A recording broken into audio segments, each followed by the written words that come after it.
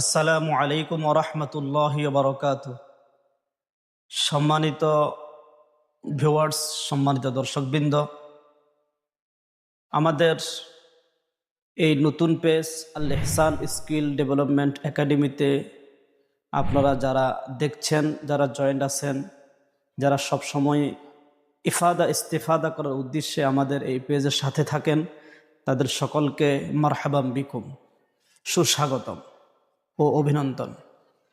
প্রিয় ভাইরা, আমাদের এই পেজটা হলো একটি একাডেমিক পেজ, একটি শিক্ষামূলক পেজ। তো আমরা আজকে সেই ধারাবাহিকতায় আরবি ভাষা সংক্রান্ত বেশ কয়েকটা আলোচ্য বিষয়, কয়েকটা মাউজু আমাদের সামনে উপস্থিত আছে, আমাদের কাছে জমা হয়েছে।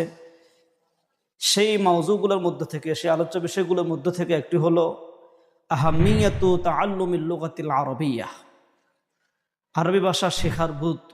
আসলে ভাই, আরবি ভাষা শেখার গুরুত্ব সম্পর্কে যদি আলোচনা করতে চাই, তাহলে আমি মনে করি আরবি ভাষার গুরুত্বর যত সাইড আছে তার মধ্যে সবচেয়ে প্রধান সাইড এবং যেই সাইডটা, যেই বিষয়টা আরবি ভাষার গুরুত্বপূর্ণ হওয়ার জন্য একদম যথেষ্ট, আর কোনো কিছু লাগবে না, সেটা হলো ইন্নাল লুগাতাল আরবিয়্যা লুগাতুল কুরআনিল কারীম ওয়া হুয়া আশরাফুল কুতুব ফিদ দুনিয়া। আরবি ভাষা হলো এমন একটি ভাষা যেটা পৃথিবীর মধ্যে সর্বশ্রেষ্ঠ গ্রন্থ আল কুরআনুল কারীমের ভাষা। আল্লাহ তাআলার পক্ষ থেকে মুনাজ্জাল মিনাস সামা, আসমান থেকে অবতীর্ণ হওয়া, মানব জাতির হেদায়েত যেই গ্রন্থের মধ্যে লুকায়িত, মানব জাতির ইহকালীন পরকালীন শান্তি নিরাপত্তা যে গ্রন্থের মধ্যে নিহিত রয়েছে, সেই গ্রন্থের ভাষা হিসাবে আল্লাহ তাআলা হাজারো ভাষার মধ্যে একমাত্র আরবি ভাষাকে চয়েস করেছেন, পছন্দ করেছেন, ইন্তেখাব করেছেন। আরবি ভাষার বৈশিষ্ট্যের জন্য, গুরুত্বের জন্য এর চার বড় কোনো জিনিস হতে পারে না। তো যেহেতু আল কুরআনুল কারীম আশরাফুল কুতুব, ফালুগাতুহু আইদান আশরাফুল লুগাত, যেহেতু কোরআন শরীফ পৃথিবীর মধ্যে শ্রেষ্ঠ গ্রন্থ, তাহলে স্বাভাবিকভাবেই কোরআনের ভাষা যেটা, অর্থাৎ আরবি ভাষা, সেটাও পৃথিবীর মধ্যে সকল ভাষার মধ্যে শ্রেষ্ঠ ভাষা হবে।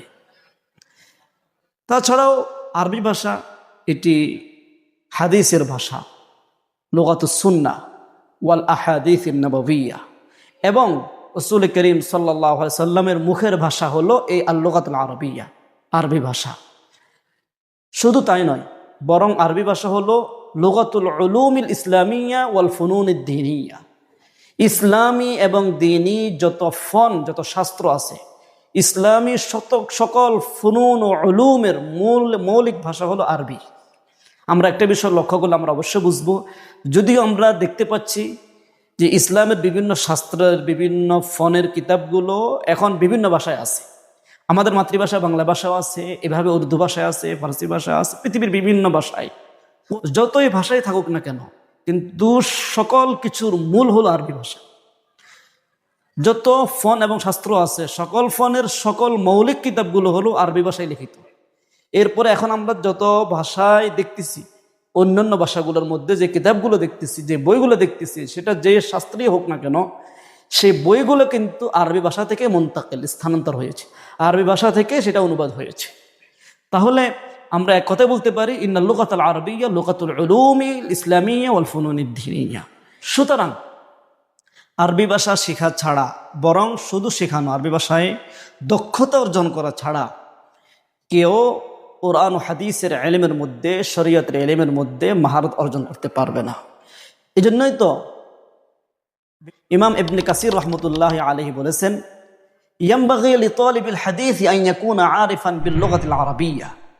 একজন হাদিসের তালিবে ইলম, যে হাদিস শিখতে চায়, তার জন্য উচিত সেজন্য আগে আরবি ভাষা শিখে, আরবি ভাষা শিখবে, এরপরে সে হাদিস শিখবে। আরবি ভাষা শেখা ছাড়া সে হাদিস শাস্ত্রে তার কোনো কদম চলবে না। এইভাবে ইমাম শাতিবী রহমতুল্লাহি আলাইহি, ইন্না দারাজাতাল ফাকিহি তারতাফিউ আলা কদরি মারিফাতিহি বিল আরাবিয়্যা, অর্থাৎ একজন ফকিহ যতটুকু আরবি ভাষা শিখবে, আরবি ভাষা তার মাহারত যত বেশি হবে, তার ফন্নে ফাকার মধ্যে মাহারত তত বেশি অর্জন হবে। ইমাম শাতিবী রহমতুল্লাহি আলাইহি এই কথাটাই বুঝাতে চেয়েছেন। জন্যই তো আমরা দেখতে পাই ইমাম শাফি রহমতুল্লাহ আলাইহি বলেছেন, তাআল্লামতুল আরাবিয়্যাতা 20 সানাতান, লিআতাআল্লামাল ফিকহা। 20টা বছর আমি খরচ করেছি আরবি ভাষা শেখার পিছনে, লিআতাআল্লামাল ফিকহা, ফিকহ শেখার জন্য। আরবি ভাষা শেখার ধারাবাহিকতা সবসময় বজায় রাখতে হবে।